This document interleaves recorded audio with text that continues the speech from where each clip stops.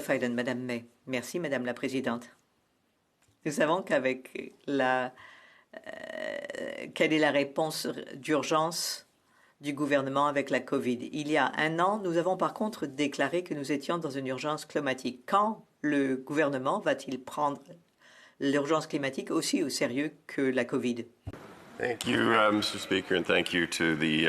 L'honorable ministre, merci Madame la Présidente et merci à la députée de sa question. Le changement climatique reste une priorité pour notre gouvernement.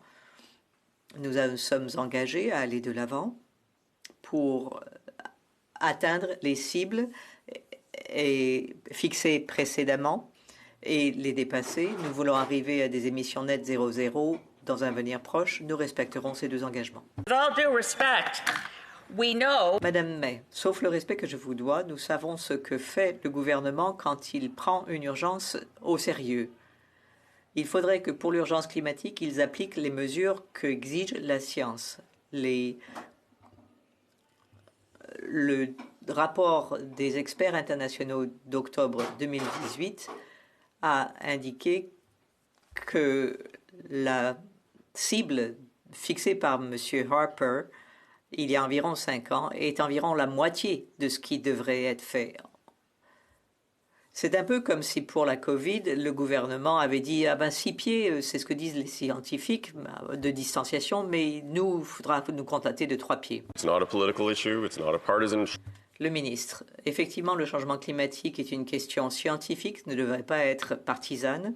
Nous avons établi un cadre avec 50 éléments pour réduire les émissions. Nous savons qu'il va falloir aller plus loin. Nous élaborons un plan mis à jour. Nous défendons la choix choisi et les émissions net zéro d'ici de peu. Madame May, quand allons-nous voir les exigences de l'accord de Paris pour une nouvelle cible? Minister. Thank you, Mr. Honorable ministre. Merci, Madame la Présidente. Nous avons indiqué clairement que nous mettrions à jour nos cibles d'ici la prochaine réunion des partis, conférence des partis. Je serai heureux d'en discuter avec tous les Canadiens. Thank you, Madam Chair. Merci, Madame la Présidente. Manifestement, c'est difficile. Il y a des gens bien intentionnés.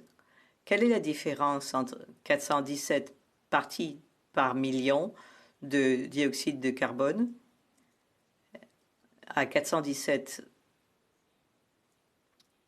parties par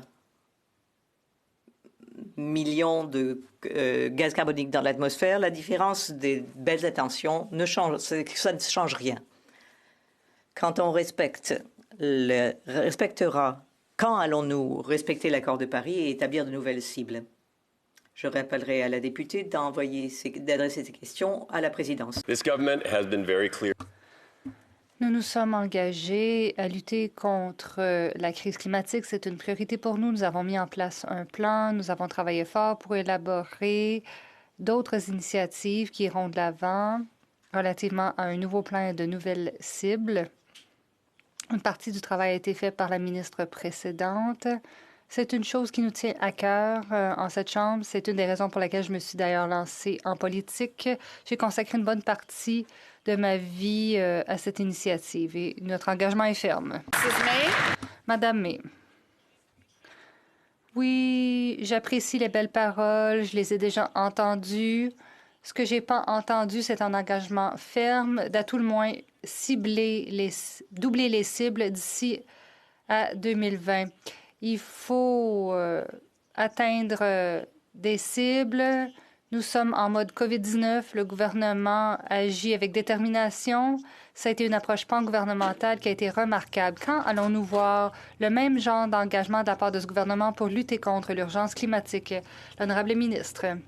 Merci, Madame la Présidente. Je crois que la députée devrait savoir que même dans le contexte de circonstances difficiles relativement à la COVID-19, ce gouvernement est allé de l'avant avec des éléments clés de son plan climatique, y compris la tarification de la pollution. Nous veillons à ce qu'il y ait des liquidités pour les grandes entreprises Ce gouvernement a dit clairement que c'est une priorité. C'est une priorité qui est fondée sur la science. Nous y travaillons non seulement ici, mais aussi à l'échelle internationale.